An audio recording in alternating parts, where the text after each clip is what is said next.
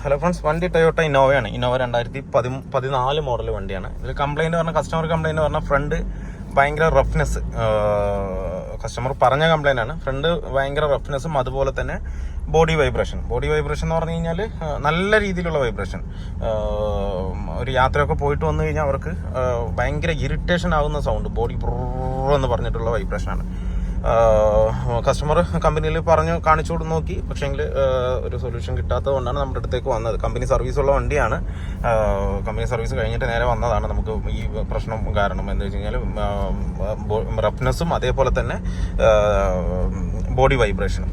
അപ്പോൾ നമ്മളിതിൽ ചെക്ക് ചെയ്തതിൽ കിട്ടിയ കംപ്ലൈൻറ്റ് എന്ന് പറഞ്ഞു കഴിഞ്ഞാൽ ഫ്രണ്ടിലെ ഷോക്ക് മൗണ്ട് എന്ന് പറഞ്ഞു കഴിഞ്ഞാൽ ആ മൗണ്ട് ഓവലായിട്ട് ഷോക്ക് കിടന്ന് അടിക്കുന്നുണ്ടായിരുന്നു. ആ മൗണ്ടും അതിൻ്റെ ഷോക്കിൻ്റെ സ്റ്റെമ്മ് വന്നിട്ട് ഓവലായിരിക്കുകയാണ്. അപ്പോൾ ആ ഒരു കംപ്ലൈൻറ്റ് ഉണ്ടായിരുന്നു. അതുപോലെ തന്നെ ഫ്രണ്ടിലെ സസ്പെൻഷൻ ലോവറാമിൻ്റെ ബുഷും അതേപോലെ തന്നെ നല്ല ക്രാക്ക് ഉണ്ടായിരുന്നു. പിന്നെ അതുപോലെ തന്നെ അപ്പറാം ബോൾ ജോയിൻറ്റും ലോവറാം ബോൾ ജോയിൻറ്റും കംപ്ലൈൻറ്റ് ഉണ്ടായിരുന്നു. ഫ്രണ്ട് സസ്പെൻഷൻ കംപ്ലീറ്റ് ആയിട്ട് കംപ്ലൈൻറ്റ് ആണ് ഇതിൻ്റെ. അപ്പോൾ ആ ഒരു വർക്കും അതേപോലെ തന്നെ എഞ്ചിൻ മൗണ്ടും ഗിയർ ബോക്സ് മൗണ്ടും നമ്മൾ ഇതിനകത്ത് മാറി. പിന്നെ പുള്ളിങ്ങിൻ്റെ കാര്യത്തിൽ ഞാനൊരു ഫിൽറ്ററിൻ്റെ കാര്യം പറയില്ല എപ്പോഴും, എയർ ഫ്ലോ സെൻസറിൻ്റെ ഒരു ഫിൽറ്റർ, ആ ഒരു ഫിൽറ്റർ ക്രാക്ക് ആയിരുന്നു. അതുകൊണ്ട് എയർമാസ് സെൻസിങ് കറക്റ്റായിട്ട് കിട്ടിയിട്ടുണ്ടായിരുന്നില്ല. അതുകൊണ്ട് വണ്ടിയുടെ പെർഫോമൻസിനും കുറച്ച് ഡ്രോപ്പ് ഉണ്ടായിരുന്നു കസ്റ്റമർ ഇരുത്തി ഓടിച്ച് നോക്കുമ്പോൾ. അപ്പോൾ അത് നമ്മൾ സോൾവ് ചെയ്തിട്ടുണ്ട്. നേരത്തെ കസ്റ്റമർ ഇരുത്തി ഓടിക്കുമ്പോൾ നല്ല സൗണ്ട് ആയിരുന്നു, ബോഡി നല്ലവണ്ണം ബ്രന്ന് vibration. Third gear fourth gear ഒക്കെ ഇട്ടിട്ട് ഒരു 40-50 കിലോമീറ്റർ സ്പീഡിലൊക്കെ പോകുമ്പോൾ തന്നെ നല്ല വൈബ്രേഷനാണ്. അതേപോലെ തന്നെ കസ്റ്റമർ കംപ്ലൈൻറ്റ് ഒരു 5th ഗിയറിൽ ഹൈവേയിലൊക്കെ 70 പോകുമ്പോഴും നല്ല ഇറിറ്റേറ്റിംഗ് സൗണ്ട് എന്നും പറഞ്ഞ് മൂളാണ്. അപ്പോൾ കമ്പനിയിൽ കാണിച്ചപ്പോൾ അവർ അത് നോർമലാണെന്നാണ് ആ രീതിയിലാണ് പറഞ്ഞിട്ടുണ്ടായിരുന്നത്. കസ്റ്റമർ പറഞ്ഞാണ് കേട്ടോ. അപ്പോൾ അത് നമ്മൾ ചെക്ക് ചെയ്ത് നോക്കിയിട്ട് അതിൻ്റെ മൗണ്ടും അതേപോലെ തന്നെ കാര്യങ്ങളൊക്കെ മാറ്റി. ഇപ്പോൾ വണ്ടി പക്ക സൈലൻ്റ് ആണ്, യാതൊരുവിധ സൗണ്ടോ കാര്യങ്ങളോ ഇല്ല. നമുക്ക് ഈ എഞ്ചിൻ മൗണ്ടും ഗിയർ ബോക്സ് മൗണ്ടും ഏകദേശം ഒരു 1,20,000 ഒക്കെ ആകുമ്പോൾ തന്നെ മാറ്റുന്നതാണ് നല്ലത്. എന്നാലേ അത് ആ ഒരു വൃത്തിക്ക് കിട്ടുള്ളൂ വണ്ടി. നമുക്ക് എന്താ പറയുക, ഒരു സൗണ്ട് ഇല്ലാതെ, ഒരു ഒച്ചപ്പാടും ബഹളവും ഇല്ലാതെ കിട്ടുള്ളൂ. അല്ലാത്ത പക്ഷം നമുക്ക് ഈ സൗണ്ടുകൾ വന്നുകൊണ്ടേയിരിക്കും. എന്താ വെച്ചാൽ ഇതൊക്കെ ബുഷിൽ വരുന്നതാണ്. ഈ പകുതി ഷോക്ക് എന്താ വെച്ചാൽ എഞ്ചിൻ നല്ലോണം വൈബ്രേറ്റ് ചെയ്യും. നമ്മളിപ്പോൾ എഞ്ചിൻ എടുത്ത് പുറത്ത് വെച്ചിട്ടൊന്ന് സ്റ്റാർട്ട് ചെയ്ത് നോക്കിയാൽ എഞ്ചിൻ എത്രത്തോളം വൈബ്രേഷൻ വരുന്നത്. ആ വൈബ്രേഷൻ ഇല്ലാണ്ടാക്കുന്നത് ഈ 2 ഷോക്ക് മൗണ്ടിൽ വരുന്ന ഇടയിൽ വരുന്ന ബുഷാണ്. ആ ബുഷ് ഒരു 1,00,000 കിലോമീറ്റർ ഒക്കെ ഓടുമ്പോൾ ആ ബുഷിനും ഭയങ്കര ഹാർഡ്നെസ് ഫീൽ ചെയ്യും. ഹാർഡ്നെസ് എന്ന് പറഞ്ഞു കഴിഞ്ഞാൽ ഇത് ഒന്നാമത്തെ എഞ്ചിൻ ലോഡായി നിൽക്കുന്ന സാധനം. അതുമാത്രമല്ല എഞ്ചിൻ്റെ ഹീറ്റ് അതിനകത്ത് ഒരു 50% ഹീറ്റ് അതിനകത്ത് ട്രാൻസ്ഫർ ചെയ്യും. അപ്പോൾ ആ ഹീറ്റിൽ ഈ റബ്ബർ ഹാർഡാവാൻ ചാൻസ് കൂടുതലാണ്. അങ്ങനെ ഹാർഡാകുമ്പോഴാണ് നമുക്ക് ഈ വൈബ്രേഷൻ ഫുള്ളായിട്ട് ബോഡിയിൽ കിട്ടുന്നത്. ഇപ്പോൾ നമ്മൾ പുതിയത് ഇടുന്നതുകൊണ്ട് ആ വൈബ്രേഷൻ പക്കയായിട്ട് പോകും. ഇപ്പോഴും ഏകദേശം ഒരു 1,00,000 കിലോമീറ്റർ ഒക്കെ ആയിക്കഴിഞ്ഞ് കഴിഞ്ഞാൽ ബുഷുകളൊക്കെ മാറ്റുന്നത് ഏറ്റവും നല്ലത് തന്നെയാണ്. അപ്പോൾ ലോവറാമിൻ്റെയും അപ്പറാമിൻ്റെയും അതേപോലെ തന്നെ ഇത് ബോഡി ബുഷുകൾ കാര്യങ്ങളൊക്കെ. ബോഡി ബുഷ് മാറ്റേണ്ട ആവശ്യമില്ല. ബോഡി ബുഷൊക്കെ കംപ്ലൈൻറ്റ് വരാൻ ചാൻസ് കുറവാണ്. കാരണം വെച്ചാൽ ഹീറ്റിംഗ് ഒന്നും അതിനകത്ത് വരുന്നില്ല. അത് അങ്ങനെ ഇരുന്നോളും, ഒരു കുഴപ്പമില്ല. പിന്നെ നമ്മൾ ഗ്യാപ്പൊക്കെ നോക്കും. 1 mm 2 mm ബോഡിയും ചേസും തമ്മിലുള്ള ഗ്യാപ്പ് നോക്കും. ആ ഗ്യാപ്പ് ഒന്ന് കുറയുകയാണെങ്കിൽ മാത്രമേ പിന്നെ നമ്മൾ ബോഡി ബുഷ് മാറേണ്ട ആവശ്യമുള്ളൂ. ബോഡി ബുഷ് അധികം കംപ്ലൈൻറ്റ് വരാറില്ല, ചാൻസ് കുറവാണ്. അങ്ങനെ ഉണ്ടെന്നുണ്ടെങ്കിലും നമുക്ക് ഒരു 2.5-3 ലക്ഷം ഒക്കെ ഓടുമ്പോഴൊക്കെ ആ ഒരു കംപ്ലൈൻറ്റ് കിട്ടുള്ളൂ. കറക്റ്റായിട്ട് നിങ്ങൾക്ക് എഞ്ചിൻ മൗണ്ട് പോയിട്ടുണ്ടോ എന്നുള്ളത് എങ്ങനെ അറിയാമെന്ന് വെച്ച് കഴിഞ്ഞാൽ, കറക്റ്റ് നിങ്ങൾ ഈ ഒരു RPM ഉണ്ടല്ലോ, RPM 1000 കറക്റ്റ് 1000 കുറയോ കൂടുകയോ ചെയ്യേണ്ട. കറക്റ്റ് നമ്മൾ പയ്യെ ആക്സിലറേഷൻ കൊടുത്തിട്ട് ഒരു 1000 RPM ഇങ്ങനെ പിടിച്ചു കഴിഞ്ഞാൽ ആ 1000 RPM മുട്ടുമ്പോൾ ഒരു വൈബ്രേഷൻ ഉണ്ടാവും. നോർമലി ചെറിയൊരു വൈബ്രേഷൻ ഉണ്ടാകും, അത് നോർമലാണ്. അതല്ലാതെ നമുക്കൊരു ഇറിറ്റേഷൻ വരുന്നത് പോലെ, കാതൊക്കെ അടയ്ക്കുന്നത് പോലെ എന്ന് പറഞ്ഞ് അങ്ങനെ മൂളിച്ചുണ്ടെന്നുണ്ടെങ്കിൽ ഒന്ന് നോക്കണ്ട, നിങ്ങൾ മൗണ്ട് ഡയറക്റ്റ് മാറ്റി ആ ഒരു വൈബ്രേഷൻ ഓടിക്കാനുള്ള വ്യത്യാസമായിരിക്കും. നമുക്ക് ഭയങ്കര ഒരു ഫീലിംഗ് ആയിരിക്കും പിന്നെ ഓടിക്കാനായിട്ട്. സൈലന്റ് ആയിരിക്കും. പുതിയ വണ്ടി അങ്ങനെ ഓടിക്കുന്ന ആ ഒരു ഫീലിംഗ് കിട്ടും.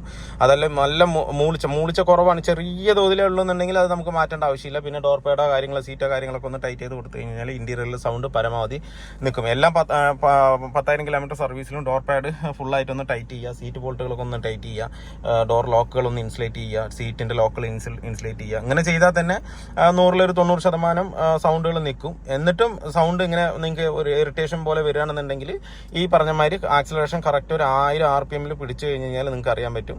1000 RPM പിടിച്ച് നല്ലൊരു മൂളിച്ച, ചെറിയൊരു മൂളിച്ച എന്തായാലും ഉണ്ടാകും.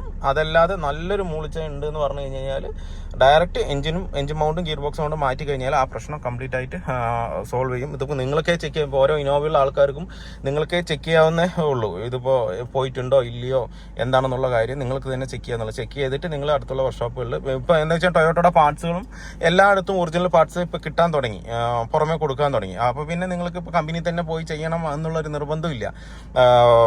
പുറമേ നിന്ന് സാധനം എടുത്തിട്ട് ലോക്കൽ വർക്ക്ഷോപ്പിലാണെന്നുണ്ടെങ്കിലും അറിയുന്ന ഏതെങ്കിലും വർക്ക്ഷോപ്പിൽ കൊണ്ടുപോയിട്ട് ഇതുപോലെ എഞ്ചിൻ മൗണ്ടും ഗിയർ ബോക്സ് മൗണ്ടും മാറ്റി കഴിഞ്ഞാൽ തന്നെ നല്ലൊരു സുഖം കിട്ടും വണ്ടി ഓടിക്കാൻ തന്നെ. എത്ര എഞ്ചിൻ മൗണ്ടിന് 3110 രൂപ ഒരു engine mount, gear box mount വന്നിട്ട് 1400 ചില്ലാനോ അത്ര വരുന്നുണ്ട്. ഒറിജിനൽ തന്നെ ഇടാൻ നോക്കുക. വേറെ കിട്ടാനുണ്ട്, VR അതുപോലെ തന്നെ പല ബ്രാൻഡിലും കിട്ടാനുണ്ട്. പക്ഷേ അതൊന്നും ഇടണ്ട, ഒറിജിനൽ മൗണ്ട് തന്നെ ഇടുക. ടൊയോട്ടയുടെ OE വരുന്ന ബ്രാൻഡ് തന്നെ എടുത്തിട്ട്, എന്നാലേ ആ ഒരു പെർഫെക്ഷൻ കിട്ടുള്ളൂ. അല്ലാന്നുണ്ടെന്നുണ്ടെങ്കിലും നമുക്കത് കറക്റ്റായിട്ട് കിട്ടില്ല. നമ്മൾ മാറ്റിയാലും ഈ ഒരു സംഭവം വീണ്ടും നമുക്ക് വൈബ്രേഷൻ ഫീൽ ചെയ്യും. അപ്പോൾ അതുകൊണ്ട് അത് ഇതാക്കണ്ട, ഒറിജിനൽ തന്നെ എടുത്തിടാൻ നോക്കുക. ഒറിജിനലും ഇതും തമ്മിൽ എഞ്ചിൻ മൗണ്ടിന് 2000 രൂപയുടെ വ്യത്യാസമുണ്ട്.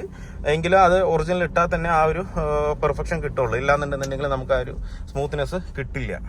മൗണ്ട് ഗിയർ ബോക്സ് ഇന്നോവയ്ക്ക് മാത്രമല്ല കേട്ടോ, ഏതൊരു വണ്ടിയാണെന്നുണ്ടെങ്കിലും, ഇപ്പോൾ സ്വിഫ്റ്റിൻ്റെ മാരുതി ആണെന്നുണ്ടെങ്കിലും ഫോർഡ് ആണെന്നുണ്ടെങ്കിലും ഏത് വണ്ടിയാണെന്നുണ്ടെങ്കിലും നിങ്ങളൊരു 1,00,000 കിലോമീറ്റർ 1.5 ഒക്കെ ഓടിക്കഴിഞ്ഞ് കഴിഞ്ഞാൽ എഞ്ചിൻ മൗണ്ടും ഗിയർ ബോക്സ് മൗണ്ട് മൗണ്ടുകളെല്ലാം മാറ്റി വിടുന്നത് നല്ലതാണ്. എഞ്ചിനൊരു ഫ്രഷ്നെസ് കിട്ടും. അതേപോലെ തന്നെ ഓരോ സർവീസിലും ഞാൻ പറയുന്നത് പോലെ അതിൻ്റെ സെൻസേഴ്സൊക്കെ ഒന്ന് ക്ലീൻ ചെയ്ത്, എഞ്ചിൻ പരമായിട്ടുള്ള സെൻസേഴ്സൊക്കെ ഒന്ന് ക്ലീൻ ചെയ്ത് കയറ്റി കഴിഞ്ഞാൽ നമുക്ക് വണ്ടി ഓടിക്കാൻ തന്നെ ഒരു സ്മൂത്ത്നെസ് നമുക്ക് ഫീൽ ചെയ്യും. എപ്പോഴും വണ്ടി നമ്മൾ ലോങ് യാത്ര ചെയ്യുമ്പോൾ നമ്മളെ കൊണ്ടുപോകുന്നതാണ്. അപ്പോൾ അതിൻ്റെതായ നീറ്റ്നെസ്സിൽ തന്നെ വെച്ചാലേ നമുക്കത് ഓടിക്കാനും സുഖം ഉണ്ടാവുള്ളൂ, അതിൽ യാത്ര ചെയ്യാനും സുഖം ഉണ്ടാവുള്ളൂ. ഇല്ലാത്ത പക്ഷം നമ്മളത് എന്താ പറയുക, ഒരു യാത്രയൊക്കെ പോയിട്ട് വന്നു കഴിഞ്ഞാൽ ആകെ തളരും. നമ്മൾ സൈലൻ്റ് ആയിരിക്കില്ലല്ലോ വണ്ടി ഇങ്ങനെ കറാപുറാന്ന് സൗണ്ട് കേൾക്കുമ്പോൾ നമുക്ക് ആകെ ഇറിറ്റേഷൻ ആവും, വണ്ടി ഓടിക്കാൻ തന്നെ ഒരു സുഖമില്ലാണ്ടാവും. അപ്പോൾ ഈ കാര്യങ്ങളൊക്കെ ചെയ്ത് കഴിഞ്ഞ് കഴിഞ്ഞാൽ പക്കയായിരിക്കും. അപ്പോൾ നമ്മൾ ആ എയർ ഫിൽറ്ററിൻ്റെ എയർ മാസ് സെൻസറിൻ്റെ ഫിൽറ്റർ മാറിയപ്പോൾ നല്ലൊരു പെർഫോമൻസ് തന്നെ നമുക്ക് കിട്ടുന്നുണ്ട്. വണ്ടി കാല് കൊടുക്കുമ്പോൾ തന്നെ കയറി അങ്ങ് പോകുന്നുണ്ട്, നമ്മളെ വലിച്ചു പോകുന്ന ഒരു ഫീലിംഗ് നല്ലോണം ഉണ്ട്. പിന്നെ EGR മാനിഫോൾഡ് ഒന്നും ടൊയോട്ടയ്ക്ക് അങ്ങനെ കാർബൺ ഡെപ്പോസിറ്റ് വരാത്തതുകൊണ്ട് ആ ഭാഗം വലിയ വിഷയം വരില്ല. സർവീസും ബാക്കിയുള്ള കാര്യങ്ങൾ മാത്രം കറക്റ്റായിട്ട് മെയിൻറ്റെയിൻ ചെയ്താൽ മതി. വണ്ടി പക്ക എന്താ പറയുക, നമുക്ക് ലോങ് ലൈഫ് കിട്ടും. സർവീസ് മാത്രം കറക്റ്റ് ആവണം. ഒരു 10,000 കിലോമീറ്റർ സർവീസിൽ കറക്റ്റായിട്ട് ചെയ്തു പോയി കഴിഞ്ഞാൽ യാതൊരുവിധ ബുദ്ധിമുട്ടും ഉണ്ടാവില്ല.